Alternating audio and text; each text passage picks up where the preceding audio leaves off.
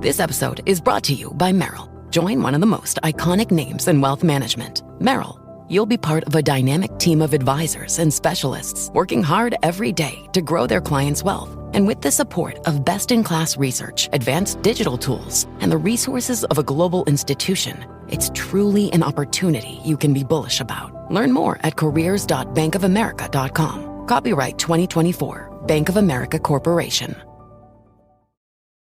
Ryan Reynolds here from Mint Mobile. With the price of just about everything going up during inflation, we thought we'd bring our prices down. So to help us, we brought in a reverse auctioneer, which is apparently a thing.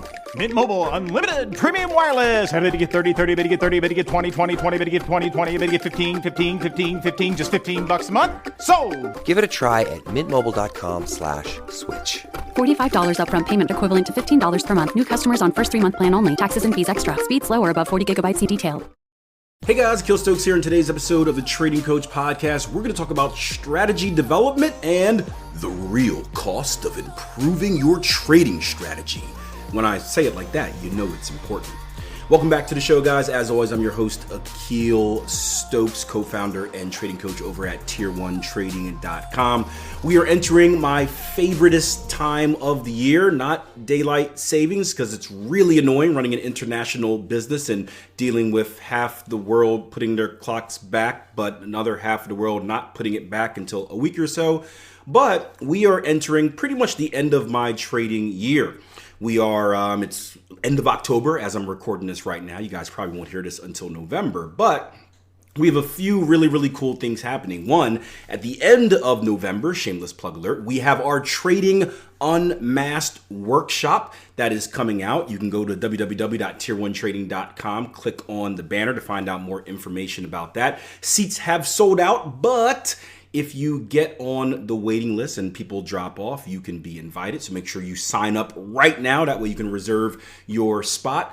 And two, once the trading year dries up, pretty much early December, I take some time to myself to do something called continued education. Now, continued education works in a few different ways for me, depending on the year. Sometimes I take training courses. Two, I read books. That's what I did, was it last year? And three, I do some strategy development. And that's what I'm leaning towards this year. And the cool thing that I spoke to with our traders about this year when it comes to strategy development is it looks like, no promises, I'm going to bring back the Strat Dev Labs. And pretty much that is like an ongoing vlog of me going through the process, real time, no edit, no waiting until stuff works, but kind of real time going through the process of developing strategies. That way you can see the process, you can see the good, the bad, the ugly, the adjustments, pretty much just like you looking over my shoulder as I go through the horrible gut-wrenching process of attempting to develop a strategy. Lots of lessons though. So with that being said, we kind of got a sample of that today as I did a strategy development lesson in our Q&A session. And at the very end of the session, an extremely good question came up. The question that said, Akil, how do you know when you've kind of reached the final point of your strategy as far as profitability? Like, how do you know when to stop adding and adjusting and tweaking and trying to improve your ROI, your return on investment, and you just become comfortable like, hey, this is what it's going to be? Here's my answer. When creating a strategy, would you mentally set yourself this is when a strategy is good enough as I would keep trying to make it better?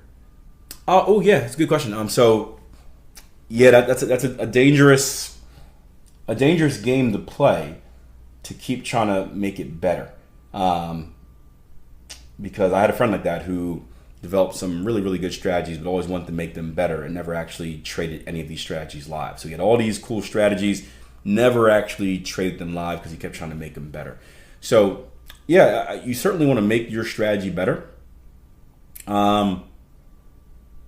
But you also need to know the point when it's good enough and when it's not getting any better. So eventually you will run out of things to add, right? If you're testing, I don't want to discourage anyone from testing anything. You can take as much time as you want, but just remember, the more time you spend testing, the less time you have making money. But when you run your test and you add new filters to it and you line up the results, you're going to start seeing whether what you're adding or subtracting is helping or hurting your strategy. If you're continuously adding things, if your strategy is at a good point, and you continue to add things that don't improve it, now you're wasting time. So the stopping point is different for everyone. But once you have your initial ideas of what you want to add, subtract, and once you test all of them and you see if it actually helped or not, that's when I would call it a day. If a new idea pops up later, then yeah, you can certainly test that idea later. But if you have something that works and you've tested the other ideas and those ideas don't improve it, I wouldn't just put everything on pause until you can find something else to make it even better, right? Go and make money, right?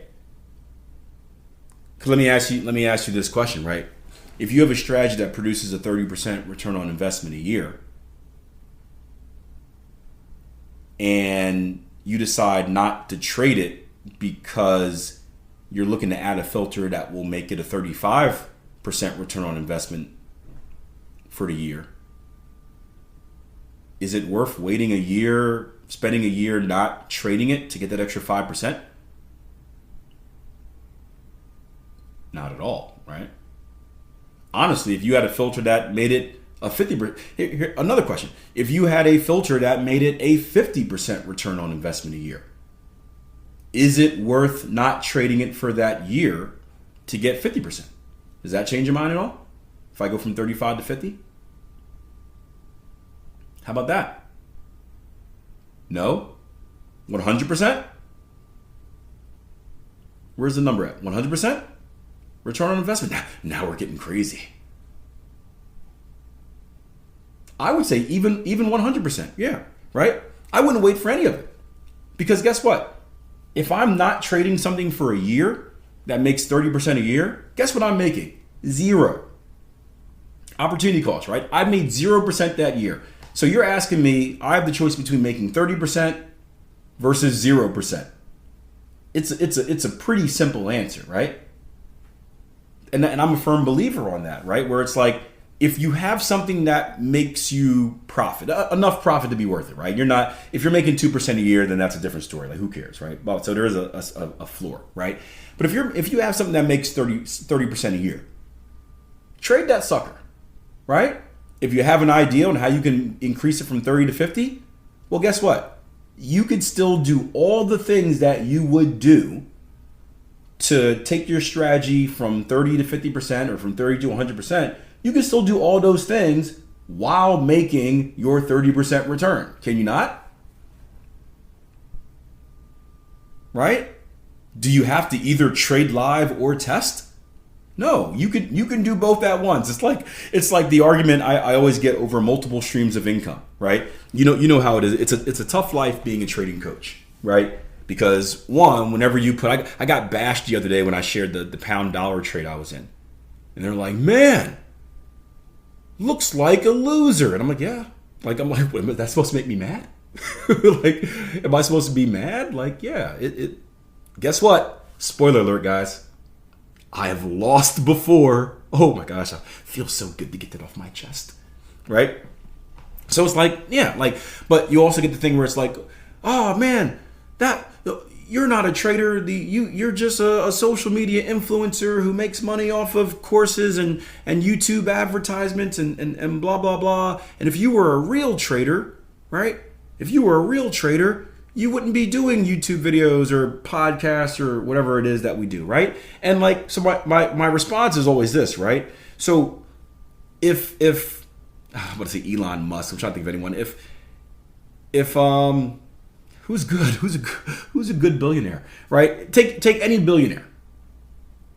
If they were really a good billionaire, would they have multiple businesses? If Mark Cuban was really good at what he was doing, he wouldn't have bought the Dallas Mavericks back then. Because people that make money never want to add more ways of making money. Hold on. Well, if you were really making more money with your main job, you wouldn't need multiple streams of income to make more money and invest it back into the market and make even more. Okay, hold on. Right? It's stupid talk. This is what I do whenever I hear those comments. Right? One of those chuckles. Right? It was weird, I know, but that's that extreme. Right? I do that chuckle because it shows that they don't know anything about wealth development.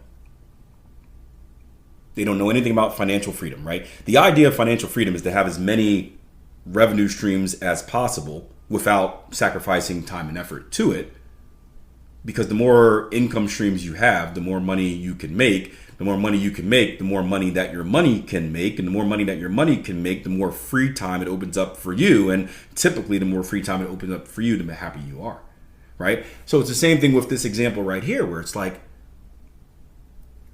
I'm not going to trade something that makes me money because I can find a way to make it more money. Well, you can do both. You can trade it and make money while figuring out a way for it to make you more money. And then if you don't figure out that way, you're still making your money throughout the entire time of you figuring out that way. And if you do figure out that way, now you've just made a way for it to make you more money, right? This is why I always say, start with one thing. While you're trading that one thing, test other things. This is why I still go through the testing process today, right? In no way have I settled in my trading, right? I'm a very profitable trader, but in no way am I saying, okay, I got to figure it out. That's it. No, if I can find something else that I can add, I'm going to add it. Like, why not? So, yeah, you can do both, right?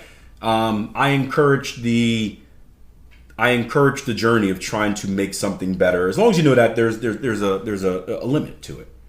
But don't put your strategy on hold in trying to do that. That is the mistake that my friend made. I told you, my best friend, so many brilliant trading strategies, wasted them. Because he had two problems. One, he always wanted to make it better. It was never good enough. I'm like, dude, you're making like 40% a year. He's like, yeah, but I can make 50. I know it.